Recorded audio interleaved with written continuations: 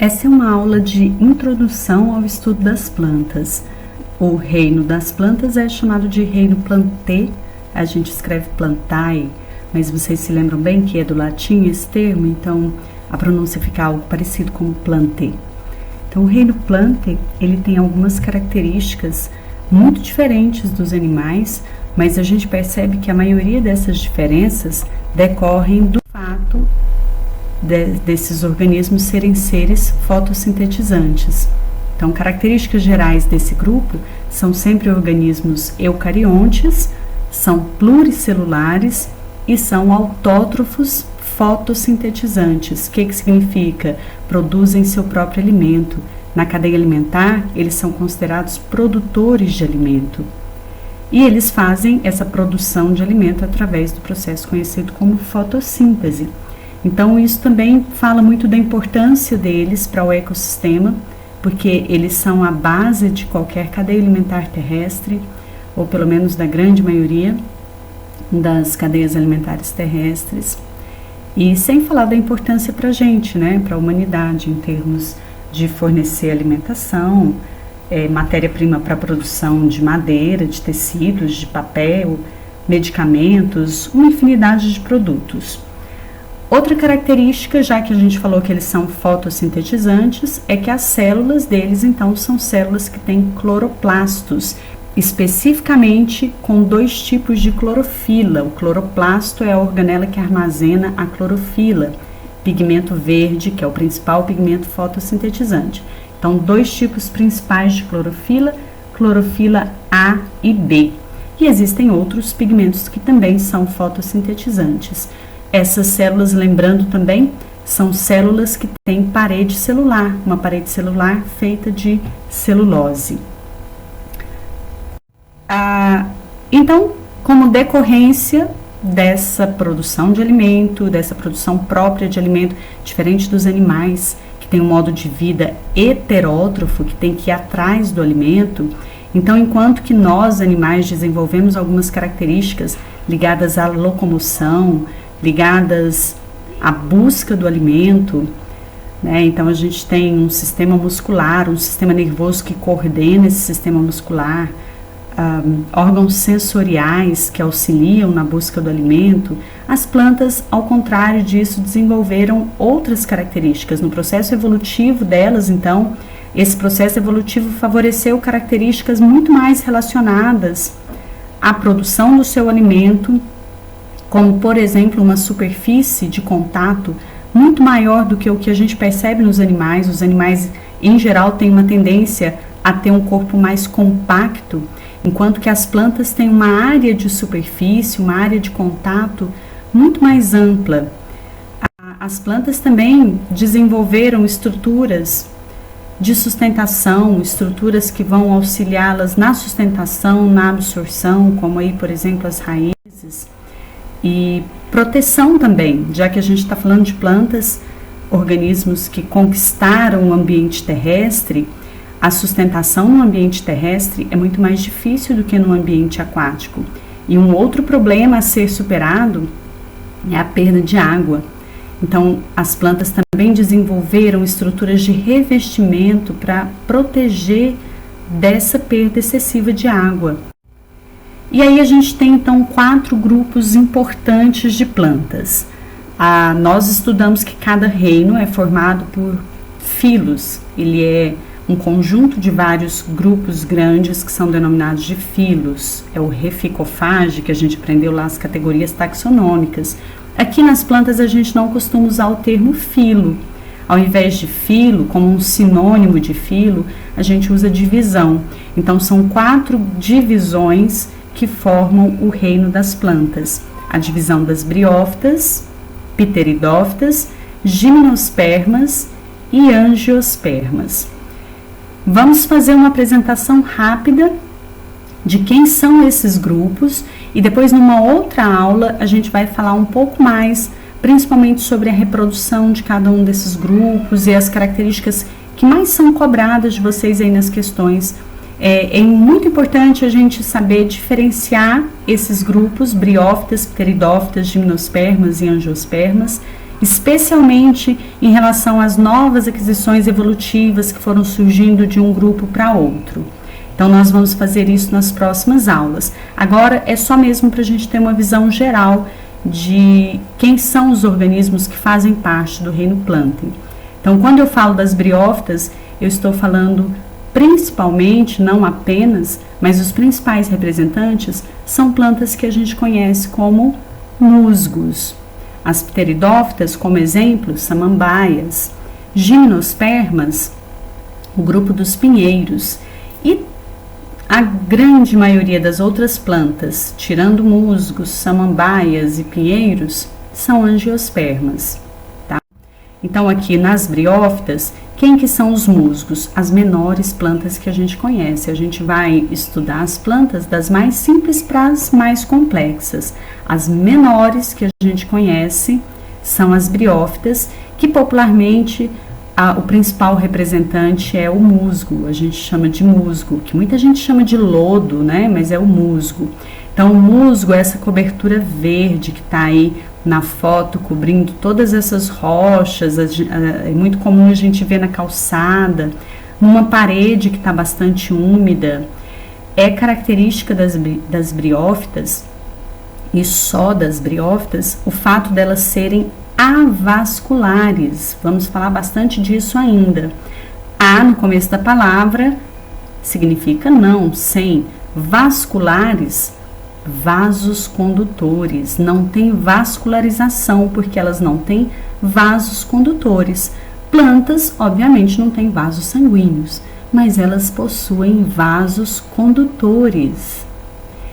Todas as plantas têm, menos o grupo das briófitas. E esse é um dos motivos, não o único, mas é um dos motivos para que elas sejam plantas sempre de pequeno porte. São sempre plantas bem pequenininhas e sempre também em ambiente bastante úmido, também pelo fato delas serem avasculares, tá? Vamos entender isso melhor depois. Aqui tem uma foto de uma hepática, só para a gente falar que briófita não é só musgo. Existem outras plantas que fazem parte desse grupo, também avasculares, também plantas de pequeno porte, com as mesmas características gerais, mas que não são conhecidas como musgos. Aqui a gente tem um musgo, a gente está olhando o musgo bem de pertinho e a gente consegue perceber bastante nessa foto a umidade. O musgo, se ele não tiver bastante úmido, ele não vai sobreviver naquele ambiente, se é um ambiente que não é muito úmido. Então, ele tem algumas exigências que limitam o lugar que ele ocupa, né? Traz algumas limitações para ele, limitações de tamanho, limitações geográficas também, de espaço também. Ele só pode existir em ambientes que sejam bastante úmidos. Quando eu falei dos vasos condutores, então, só para a gente constar aí, vasos condutores tem dois tipos: os vasos lenhosos, também chamado de xilema, e os vasos liberianos, floema. Então, os vasos que vão transportar a seiva bruta, o que é a seiva bruta? Água, os sais minerais que a planta está absorvendo, ela vai levar especialmente ali para as folhas, né? Que são a principal parte da planta que vai ser responsável pela fotossíntese, mas para toda a planta. Então, esses vasos que estão levando a seiva bruta são os vasos lenhosos, ou seja, é o xilema. E os vasos que vão transportar a seiva elaborada, a planta fez fotossíntese, fabricou glicose, fabricou o alimento dela, então esse alimento agora tem que chegar a todos os tecidos da planta. E quem vai fazer esse transporte são os vasos liberianos. Grupo das pteridófitas é o segundo grupo. Agora a gente percebe que as plantas já têm um porte muito maior, embora existam pteridófitas, muitas espécies de pteridófitas tão pequenas quanto as briófitas. Existe um número muito grande de pteridófitas maiores também. Então, nós temos pteridófitas de pequeno porte e pteridófitas de grande porte também. Então, agora a gente já está falando de um grupo que já tem um porte maior. É o grupo das samambaias, também das avencas, são exemplos aí de pteridófitas. que é importante lembrar? Que a partir de Pteridófita, uma grande novidade é a presença de vasos condutores, e por isso essas plantas podem ser maiores. Mas elas ainda necessitam de um ambiente bastante úmido. Gimnospermas, grupo dos pinheiros, que a gente também conhece como coníferas. Essas plantas também são chamadas de coníferas. Lá em geografia, por exemplo, quando a gente estuda os biomas, tem lá um dos biomas que é a floresta de coníferas. Um bioma típico do sul do país, por exemplo, né? Do Canadá também. Então, coníferas, justamente porque essas plantas formam essas estruturas que estão em destaque aí na foto, que são chamadas também de cones. Vamos ver outros nomes para essas estruturas, mas elas também são chamadas de cones, que na verdade o cone não é um fruto, tá? Nós vamos entender isso melhor depois. Então, gimnosperma, a grande novidade no grupo das gimnospermas está presente no nome. A palavra esperma, que é a terminação desse grupo, significa semente. Então, musgo não tem semente, samambaia não tem semente, briófitas e pteridófitas não possuem sementes. Semente é uma característica que passa a existir no grupo das gimnospermas e vai trazer uma série de vantagens evolutivas para esse grupo.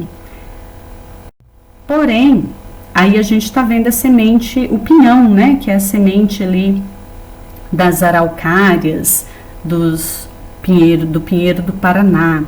Então, pinheiro típico do Brasil.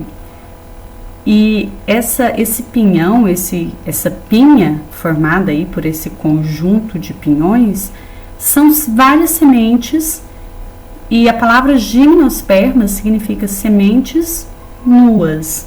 Por quê? Porque essas sementes não estão dentro de um fruto. Embora essas plantas apresentem sementes, elas ainda não apresentam frutos, não surgiu essa característica ainda nesse grupo. Então, sementes nuas, porque a semente fica exposta, tá? É esse o significado da palavra gimnosperma. Esperma significa semente, aí é a tradução da palavra. E gimno significa nua, exposta. Já no último grupo, angiospermas, um grupo das plantas mais complexas, e aí a gente, quando pensa numa planta completa, que tem todas as características aí, flor, fruto, semente, grupo das angiospermas. Traduzindo a palavra angiosperma, você percebe que a terminação é a mesma, espermas, ou seja, elas também possuem sementes. Porém, as sementes agora, elas não estão expostas, são as flores. Então, agora flores, não todas, é claro, mas a grande maioria das angiospermas apresenta flores coloridas, flores vistosas, perfumadas, que também trazem muita vantagem para a planta, vantagem reprodutiva. E por isso o grupo das angiospermas, tanto pela presença das flores como pela presença dos frutos, é o grupo mais bem sucedido. É o grupo que está presente em todos os tipos de ambiente, cada tipo de ambiente com as suas adaptações. É óbvio que as plantas apresentam diferentes adaptações para os diferentes ambientes, mas elas conseguiram conquistar os mais diversos tipos de ambiente. A gente encontra angiosperma em qualquer tipo de bioma, diferente do que acontece com os musgos, com as pteridófitas, com as gimnospermas, que são plantas mais limitadas. Bom, por hoje é só isso, e na próxima aula, então, a gente vai estudar um pouco mais detalhado cada um desses grupos e cada uma dessas características que a gente falou aqui. Até mais!